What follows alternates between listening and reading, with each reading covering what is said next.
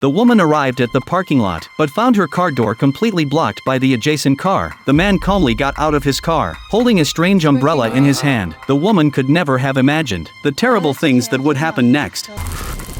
When Alice woke up, she realized she had encountered a bad person. However, her hands and feet were tied. No matter what she did, she couldn't break free. Alice tried to use her watch to call for help, but the man suddenly told her there was no signal here at all. Alice immediately panicked. She didn't know why the man had kidnapped her, but at this moment, what was more important was to escape from here quickly. Fortunately, she had brought a small knife with her today. Alice carefully took out the knife, seizing the right moment. After cutting the restraints, the car instantly lost control, driving straight off the road. But before she could escape, the man had already appeared behind her. Although an accident had occurred, he wasn't panicked at all. It turned out he had injected Alice with a muscle relaxant before getting in the car. If nothing unexpected happened, in at most 20 minutes, she would completely lose consciousness, unable to move. Alice panicked after hearing this. Without time to think much, she quickly turned and fled into the forest. However, not long after, the terrible things still happened. Alice raised her right hand, only to discover her fingers had already begun to go numb. This meant the man wasn't lying. She had at most 20 minutes to escape. As time passed second by second, Alice's legs also began to gradually lose feeling. Seeing the man getting closer in pursuit, Alice hid underneath a hollow tree. She held her breath, not daring to make any sound, but looking down, she found ants crawling all over her hands, and within seconds, there were also ants crawling on her face. Alice turned her head to look,